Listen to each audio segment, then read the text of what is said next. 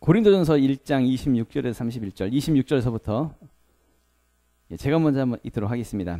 형제들아, 너희를 부르심을 보라. 육체를 따라 지혜로운 자가 많지 아니하며 능한 자가 많지 아니하며 문벌 좋은 자가 많지 아니하도다. 그러나 하나님께서 세상에 미련한 것들을 택하사 지혜 있는 자들을 부끄럽게 하려 하시고 세상에 약한 것들을 택하사 강한 것들을 부끄럽게 하려 하시며 하나님께서 세상에 천한 것들과 멸시받는 것들과 없는 것들을 택하사 있는 것들을 패하려 하시나니 이는 아무 육체도 하나님 앞에서 자랑하지 못하게 하려 하심이라. 너희는 하나님으로부터 나서 그리스도 예수 안에 있고 예수는 하나님으로부터 나와서 우리에게 지혜와 의로움과 거룩함과 구원함이 되셨으니 기록된 바 자랑하는 자는 주 안에서 자랑하라 함과 같게 하려 함이라. 아멘. 예, 말씀 되새기면서요, 이 시간 다 같이 합독하겠습니다. 시작. 형제들아, 너희를 부르심을 보라. 육체를 따라 지혜로운 자가 많지 아니하며 능한 자가 많지 아니하며 문벌 좋은 자가 많지 아니하도다. 그러나 하나님께서 세상에 미련한 것들을 택하사 지혜 있는 자들을 부끄럽게 하려 하시고 세상에 약한 것들을 택하사 강한 것들을 부끄럽게 하려 하시며 하나님께서 세상에 천한 것들과 멸시받는 것들과 없는 것들을 택하사 있는 것들을 패하려 하시나니 이는 아무 육체도 하나님 앞에서 자랑하지 못하게 하려 하심이라.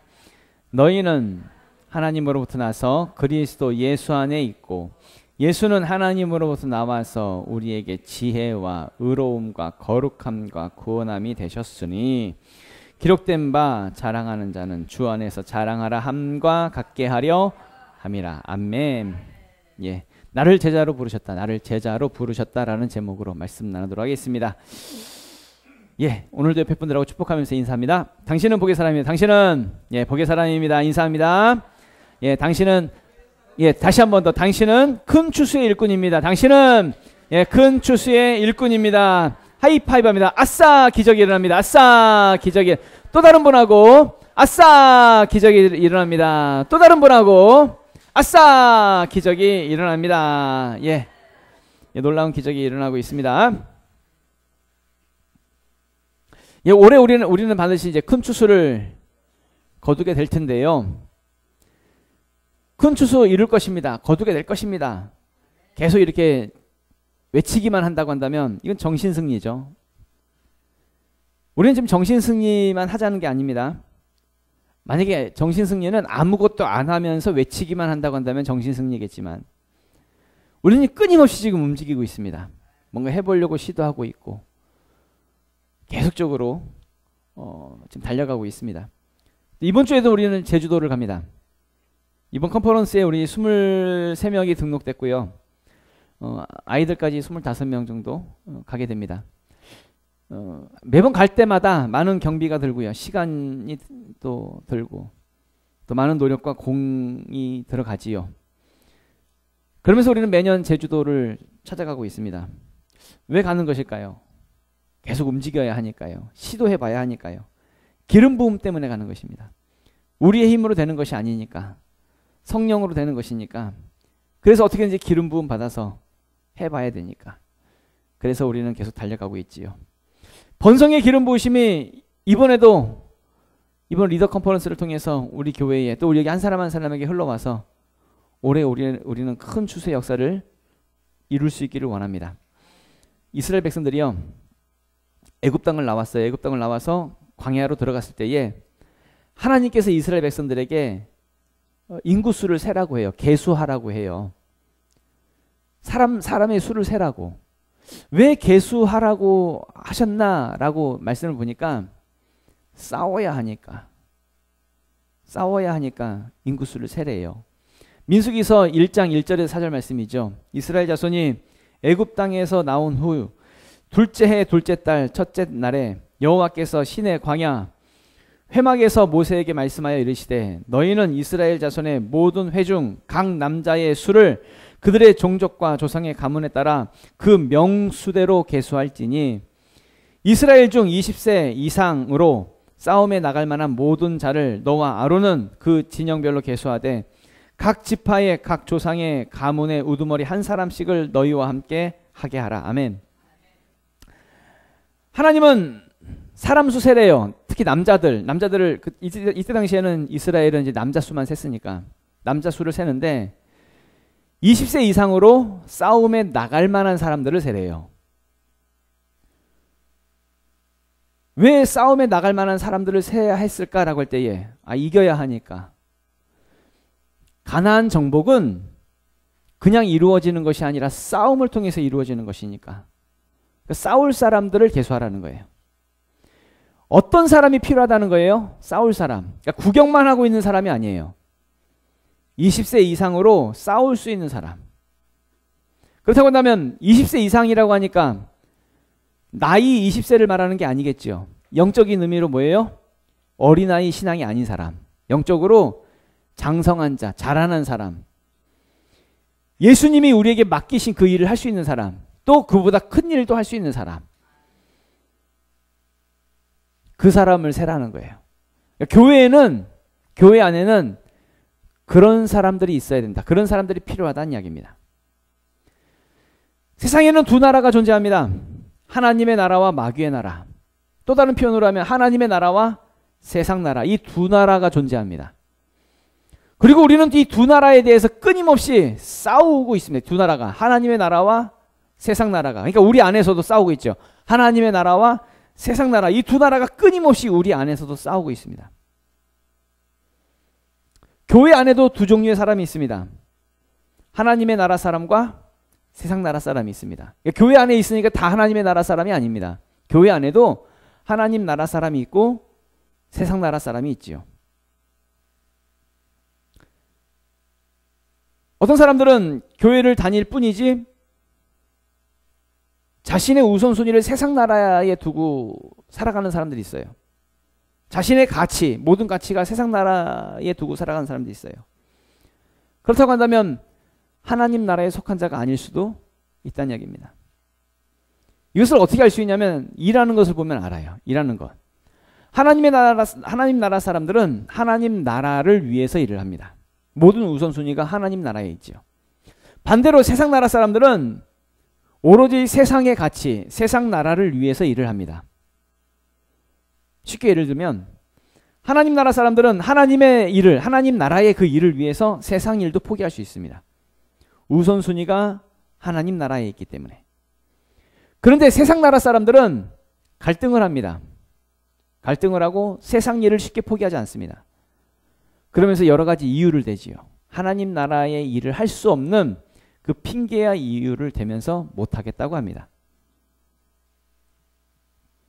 지난주 큐티 에스겔서 하셨죠? 하나님께서 에스겔 선지자에게 새 성전을 보여주세요. 이제 영적인 의미로 이제 새 예루살렘에 대한 부분인데, 그리고 성전의 그 치수를 재는 자가, 성전의 그 치수를 재는 자가 있어가지고 그 막대자를 가지고 치수를 재요. 남문을 재고 동문을 재고 북문을 재요. 그런데 이 순서가 있어요. 그냥 무턱대고 막 재는 것이 아니라 그 문을 재는데 모든 성전을 측량하는데 방을 재고 벽을 재고 현관을 재고 문간을 재고 창을 재더란 얘기입니다. 순서가 있다고요. 우리가 새 예루살렘, 새 성전에 들어갈 때에 우리 안에 우선순위가 무엇인지 순서가 있다고요. 그 순서를 반드시 하나님께서는 보신다는 이야기입니다. 하나님 나라에 대한 그 우선순위가 정확하게 결정된 자냐, 그렇지 않느냐에 따라서 그 문을 통과할 수도 있고 통과하지 못할 수도 있다는 걸 반드시 기억하셔야 됩니다. 내가 천국문에 들어갈 수 있고 들어가지 못할 수도 있다는 걸 반드시 기억하셔야 됩니다. 우선순위가 있다. 우선순위가. 상황에 따라서 우선순위가 바뀌고 여건에 따라서 우선순위가 달라진다고 한다면 하나님 나라의 우선순위가 정확한 사람이 아닙니다. 정확하게 하나님 나라의 우선순위가 있는 사람은 그것에 대해서 결정된 사람입니다. 이미 하나님 나라에 대해서 결론이 난 사람들입니다. 그런 사람들이 새 예루살렘에 들어가는 것이죠. 마태복음 25장 1절에서 3절 말씀 보면은 열처녀의 비유가 나오는데요. 말씀을 읽어보면 그때의 천국은 마치 등을 들고 신랑을 맞으러 나간 열처녀와 같다 하리니 그 중에 5은 미련하고 다섯은 슬기 있는 자라. 미련한 자들은 등을 가지되 기름을 가지지 아니하고. 아멘. 미련한 다섯 처녀들은 신랑이 왔을 때에 그 잔치에 참여하지 못합니다. 그런데 미련한 다섯 처녀들에게는 분명 등이 있었어요. 등이 없었던 것이 아닙니다. 등을 가지고 있었습니다. 근데 뭐가 부족했대요? 기름이 부족했대요. 기름이. 이것을 우리에게 적용한다고 한다면 미련한 다섯 처녀가 교회 안 다녔던 것이 아닙니다. 교회 다녔습니다. 잘 다녔습니다. 근데 뭐가 부족했어요? 기름이 부족했어요. 기름이 부족하면 신랑이 오실 때에 그 잔치에 들어가지 못할 수 있다는 거예요. 우선순위에서 내가 하나님 나라에 대한 우선순위가 나에게 없다고 한다면, 그 결정이 안 됐다고 한다면 내가 들어가지 못할 수 있다는 걸 반드시 기억하셔야 됩니다. 또 마태복음 25장에 달란트 비유가 나오죠. 달란트 비유. 한 달란트 받은 자가 있습니다. 주인이 이 한 달란트 받은 자에게 분명 달란트를 줬습니다. 달란트를 줬다라고 하는 것은 주인의 입장에서 종으로 여겼다는 거 아니에요. 종으로 여겼다는 거예요. 이 종도 분명 주인을 자기 주인으로 인정했다는 거예요. 달란트를 줬죠. 우리 표현대로 하면 교회 다니는 사람이라는 얘기입니다. 교회 다니는 사람에게 달란트를 맡긴 거예요. 그런데 이 한 달란트 받은 종은 주인의 일에 관심이 없었습니다. 일을 하지 않았습니다. 아무런 이윤을 남기지 못했지요.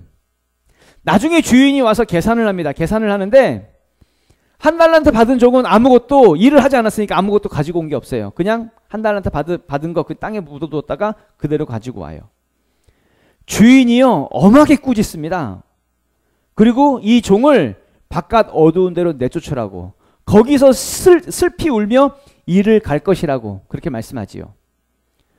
분명 교회를 다니면서 달란트를 받았는데 주인의 일을 하지 않아요. 그러면 바깥 어두운 데 쫓겨날 수 있다는 걸 반드시 기억하셔야 됩니다. 하나님 나라의 일에는 관심이 없어요. 그러면 쫓겨난다는 이야기입니다.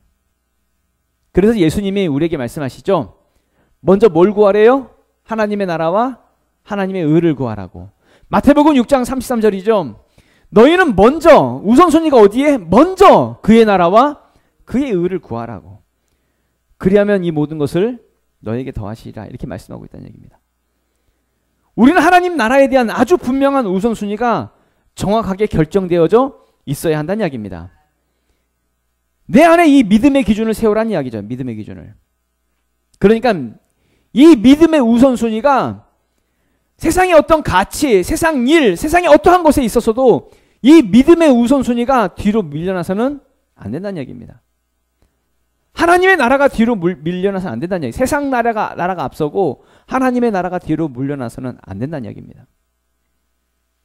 이것을 위해서 오늘 같이 나누는 본문에 있어서 우리를 부르셨다는 거예요. 하나님의 나라를 위해서. 첫 번째로 같이 말씀 나누면 나를 부르심을 보라는 거예요. 나를 부르심을. 26절에서 27절 다 같이 읽겠습니다. 시작. 형제들아 너희를 부르심을 보라. 육체를 따라 지혜로운 자가 많지 아니하며 능한 자가 많지 아니하며 문벌 좋은 자가 많지 아니하도다. 그러나 하나님께서 세상에 미련한 것들을 택하사 지혜 있는 자들을 부끄럽게 하려 하시고 세상에 약한 것들을 택하사 강한 것들을 부끄럽게 하려 하시며. 아멘. 오늘 본문에서요 사도 바울이 이제 고린도 교회 성도들을 향해서 권면하는 거죠. 하나님이 너희를 부르셨다는 거예요. 너희를 부르신 것을 좀 보라고. 너희들을 보니까 지혜로운 자가 많지 않고 능한 자가 많지 않고 문벌 좋은 자가 많지 않고 니네들을 보니까 여러분들을 향해서는 좀 이상하네. 하여튼 사도 바울이 말하는 거예요. 고린도 교회를 향해서. 니네들을 보니까 하나님은 미련한 자를 택하사 지혜 있는 자를 부끄럽게 하시고 너희들을 약한 자를 택하사 강한 자들을 부끄럽게 하시기. 그래서 우리를 택했다고. 우리를 부르셨다고. 그렇게 말씀하고 있다는 얘기입니다. 우리는 생각할 때에 나는 아는 것도 없는데 난 뭐 가진 것도 없고 난 할 줄 아는 것도 없는데 내가 무슨 뭐 하나님 나라의 일을 할 수 있겠어.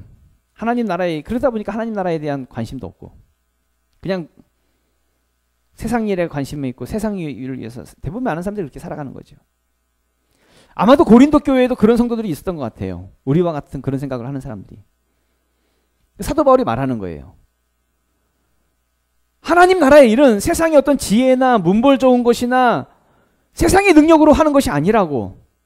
세상의 미련한 것들, 그런 것들을 택하사 지혜 있는 자들을 부끄럽게 하시는 거고, 세상의 약한 것들, 그런 우리를 택하사 강한 자들을 부끄럽게 하시기 위해서 우리를 택하셨다고 그렇게 말씀하고 있는 것이죠.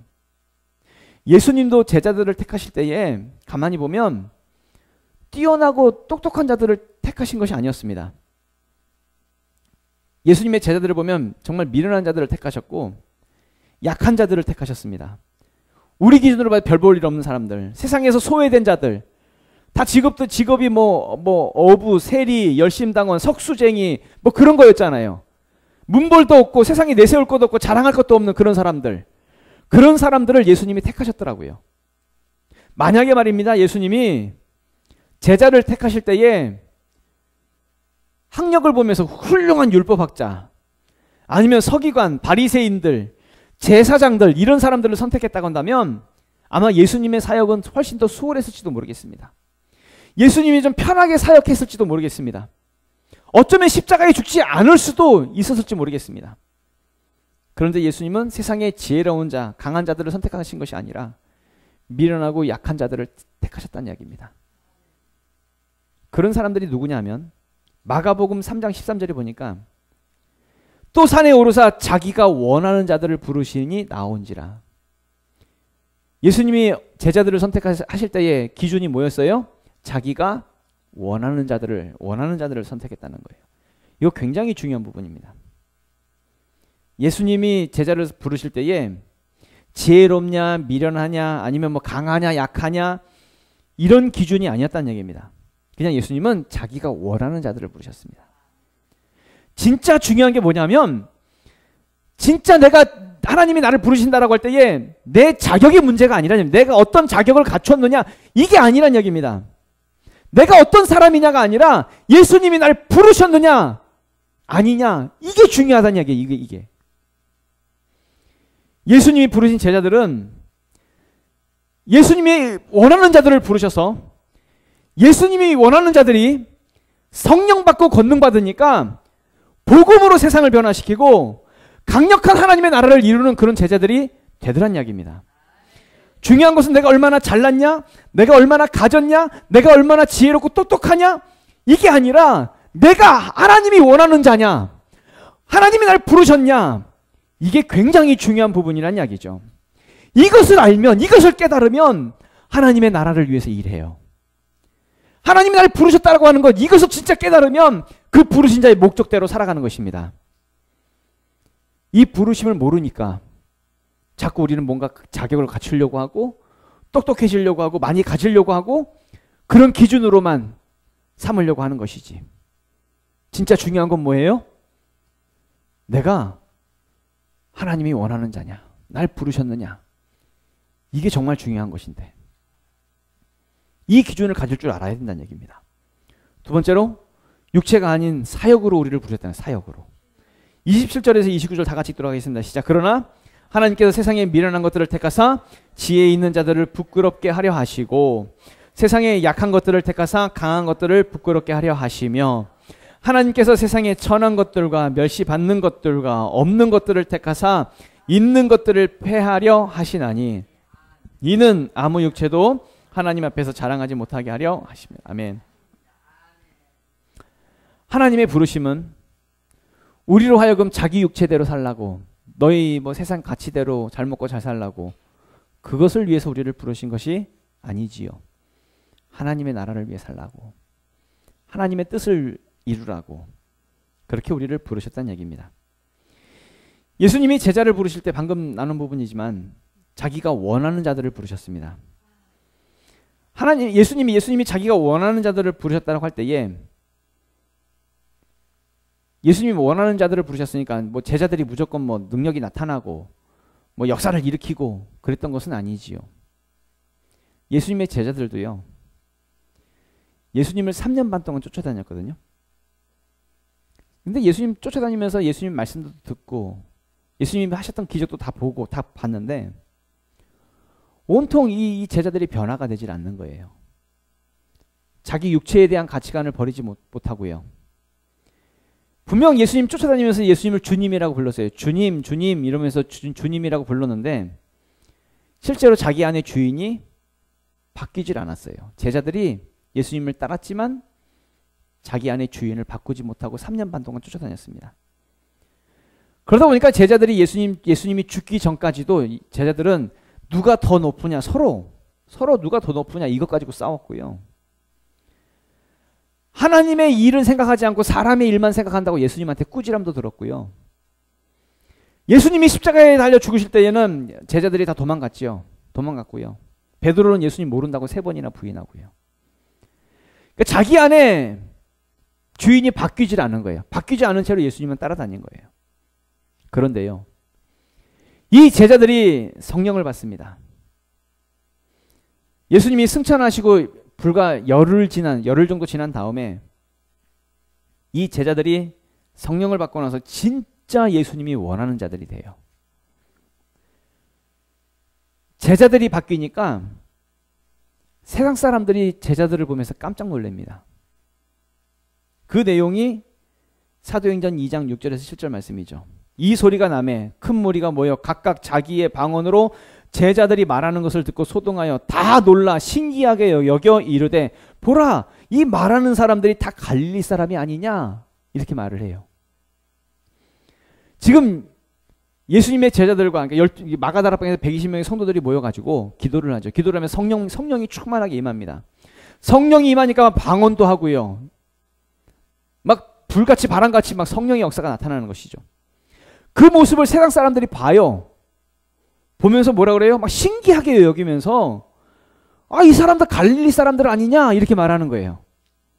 우리 표현대로 지금 이 표현대로 하면 이놈들 무식한 놈들 아니냐, 미련하고 약하고 없는 놈들 아니냐, 그렇게 말하는, 깜짝 놀라는 거예요. 정말 미련하고 약했던 이 제자들이 성령 받고 권능 받으니까 세상을 깜짝 놀래키는, 그래서 믿음의 사람이 되어지고 세상을 변화시키는 그 능력의 사람들이 되더란 이야기입니다. 마찬가지로 우리도 하나님이 우리를 부르셨어요. 하나님이 원하는 자로 우리를 부르셨어요. 그렇다고 한다면 우리도 세상에 나가서 우리도 보여줘야 합니다. 세상 사람들이 우리를 보면서 깜짝 놀라면서 저 사람 지명교회 사람 아니냐 이러면서, 안산 본호동에 그 조그마한 교회, 작은 교회, 상가교회, 별 볼 일 없는 교회, 약한 교회, 가진 것도 없는 교회, 그 교회 교인 아니냐, 깜짝 놀래킬 수 있는 우리의 모습이 되어지기 원합니다.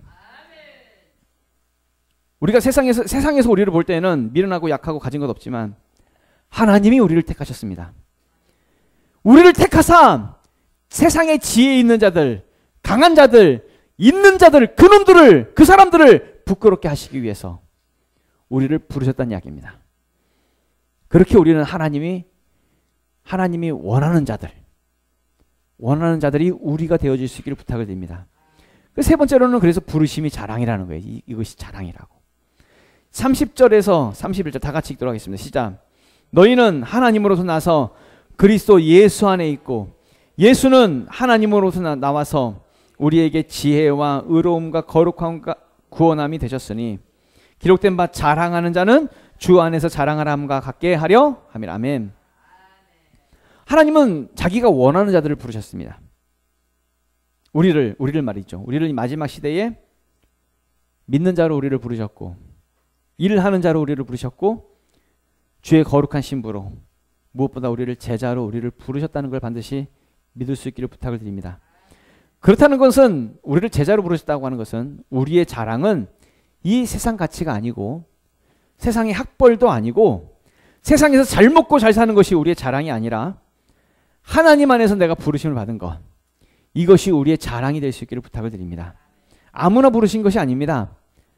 하나님이 원하셨기 때문에 우리가 부르심을 받은 것이죠. 이것이 우리의 자랑이라고요. 우리의 자랑. 우리를 부르실 때 우리를 사역으로 부르셨습니다. 하나님의 나라와 세상 나라 중에서 하나님의 나라를 위해서 일을 하는 자로 우리를 그렇게 부르셨다는 이야기입니다. 세상 사람들이 볼 때는 참 바보 같아요. 우리 세상 사람들의 눈으로 우리 믿는 사람들을 보면 참 바보 같아요. 왜냐하면 세상 사람들은 지금 주일날 놀러 가야 되잖아요. 재미있는 데 찾아다녀야 되잖아요. 얼마나 놀 데가 많은데, 즐길 데가 많은데.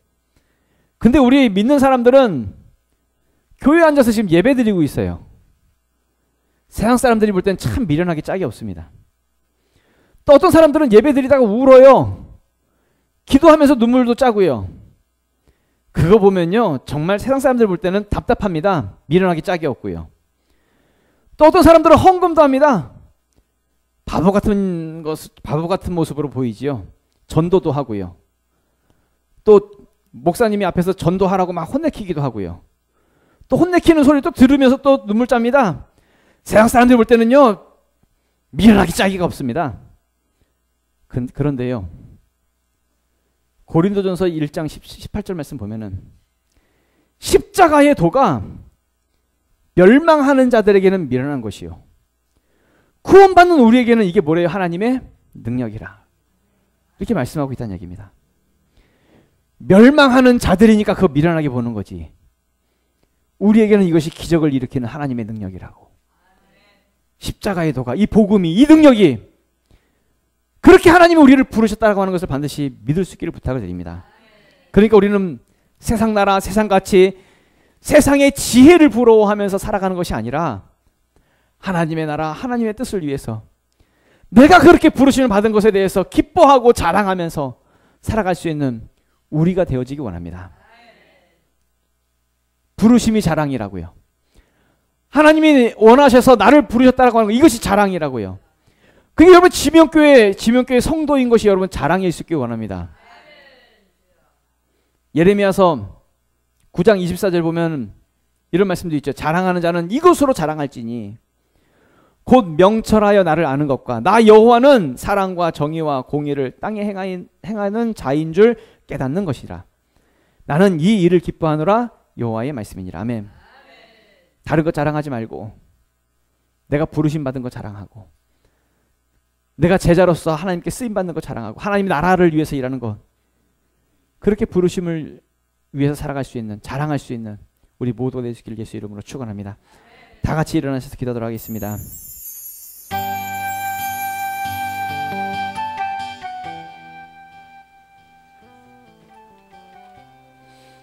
기도할 때에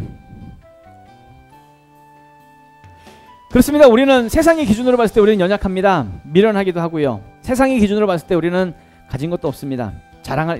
세상적인 기준으로 자랑할 것이 아무것도 없지요. 그렇다고 한다면 세상의 기준으로 여전히 맞춰가면서 미련한 채로, 없는 채로 세상의 기준에 맞춰서 그렇게 약한 채로 그렇게 살아가지 않기를 원합니다. 기준이 바뀌어야 됩니다. 기준이. 우리의 기준은 오직 믿음에 있어야 하고 하나님이 나를 부르신 그 부르심에 있어야 되는 줄로 믿습니다. 달라져야 된다는 얘기입니다. 그렇다고 한다면 무엇을 자랑하시겠습니까? 하나님이 나를 부르셔서 교회 가운데 부르시고 일하는 자로 부르시고 나를 사역 가운데 부르시고 하나님의 나라를 위해서 살아갈 수 있는 자로 우리를 부르셨다라고 하는 것, 이것을 감사하고 자랑하고 쓰임받는 삶을 살아가는 하나님 우리가 될 수 있도록 우리를 도와주시옵소서. 우리 주여 한번 외치고 통성으로 기도하겠습니다. 주여!